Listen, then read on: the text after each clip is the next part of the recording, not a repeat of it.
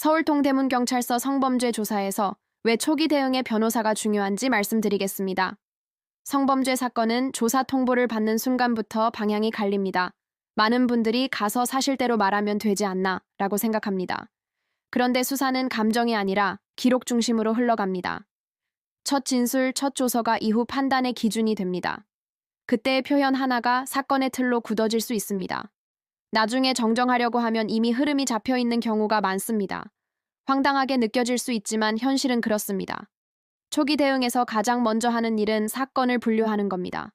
성매수인지, 강제추행인지, 촬영물 관련인지에 따라 쟁점이 다릅니다. 같은 말도 사건 유형에 따라 의미가 달라질 수 있습니다. 그래서 시간표를 다시 짜고 확실한 부분과 모호한 부분을 구분합니다. 병원에서 정확한 진단 없이 치료를 시작하지 않듯 법률 문제도 구조를 먼저 세워야 합니다. 그 다음은 대응 순서를 정하는 겁니다. 어디까지 설명하고 어디에서 진술 거부권을 행사할지 기준을 세웁니다. 조사 전 준비가 되어 있으면 질문 흐름에 휩쓸리지 않습니다. 성공 보수를 전제로 결과를 약속하기보다는 사건 자체에 집중해 절차 안에서 균형을 잡는 데 초점을 둡니다. 초기 단계에서의 선택이 재판과 이후 민사 책임까지 이어지기 때문입니다. 또 성범죄 사건은 형사로 끝나지 않는 경우가 많습니다. 직장 징계, 손해배상, 이혼이나 양육권, 출입국 문제로 연결될 수 있습니다. 그래서 형사 민사 가사를 따로 떼지 않고 하나의 흐름으로 봅니다. 민사 사건에서 집행 가능성까지 계산해 설계해 온 것처럼 형사도 이후 단계를 고려해 초기 대응을 준비합니다. 상담에서는 수임 여부를 먼저 정하지 않습니다.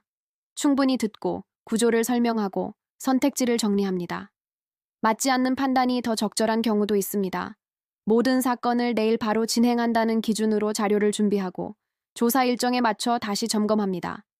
2009년 사법연수원 입소 이후 이어온 실무도 결국 이런 초기 준비의 반복이었습니다. 결국 초기 대응은 결과를 바꾸기 위한 기술이 아니라 실수를 줄이고 방향을 바로 잡는 과정입니다. 그 순간에 변호사 조력이 중요한 이유가 여기에 있습니다. 이런 기준으로 형사, 민사, 가사, 부동산 행정을 함께 다루는 곳이 법률사무소 아신입니다. 상담이 필요하시면 영상 설명글을 참고해 주시고 구독과 좋아요는 보다 꼼꼼한 법률 상담에 도움이 됩니다.